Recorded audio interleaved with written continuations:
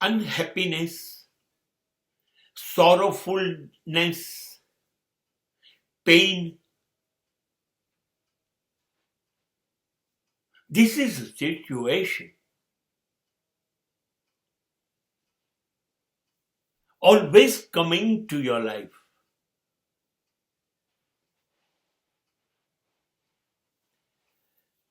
દુઃખ દુઃખ દુઃખ અને પીડા, દર્દ દર્દ દર્દ, બેસુમાર.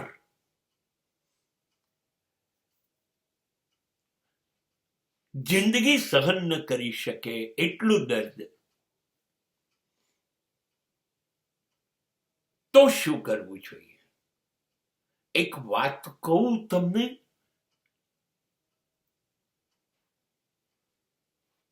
બહુ જ સારું,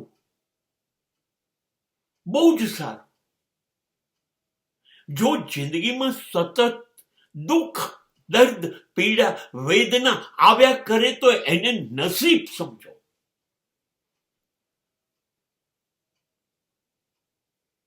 એને નસીબ સમજો. એક કારણ તો એ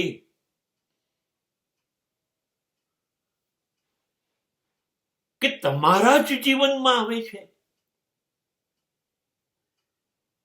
સતત. તો ખુશ થાવ. ઈશ્વર ઈચ્છે છે તમારી પર દુઃખના પહાડ તૂટી પડે, એવું ઈશ્વર ઈચ્છે છે. ઈશ્વર એને જ દુઃખ આપે છે જે એનો લાડલો, માનીતો, ભરોસાપાત્ર દીકરો હોય એને. કેમ કે એને વિશ્વાસ છે મારા દીકરા પર ગમે તેટલા દુઃખના પહાડ તૂટી પડશે તો પણ એ લડીને એમાંથી બહાર આવશે. આ ઈશ્વરની વ્યવસ્થા છે. અને માટે તમે શ્રેષ્ઠ સાબિત થશો, તમે મહાન વિજેતા થશો. તમે એવા ગજબ બનશો જે દુનિયાના 99% લોકો નહીં બન્યા હોય. કેમ કે તમે માત્ર દુઃખ જ જોશો. એક. અને બીજી વાત કહું, આ દર્દ અને દુઃખ જે છે ને એ એક જ એવી બાબત છે કે એ આવે ને ત્યારે આપણે નજીકના માણસો બહુ નજીક આવી જઈએ છીએ. બધાને ભેગા કરી દે છે દુઃખ.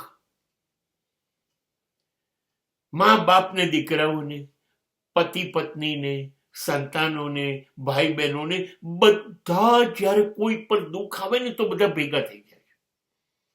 આ હિસાબે દુઃખ નસીબદાર ખરું કે નહીં કે બધાને ભેગા કરે છે. અને બિલકુલ ઊંધી વાત કરું તમને, એના કરતા જો સુખ સુખ સુખ and all type of happiness જો તમારા જીવનમાં આવે ને તો તમે કહો બધા સ્વાર્થી બની જશે. બધા પોતપોતાનું સુખ ભોગવવા માંડશે. બધા પોતાનું સુખ છુપાવશે એકબીજાથી. અને બધા એકબીજાથી જુદા થઈને સુખ ભોગવશે.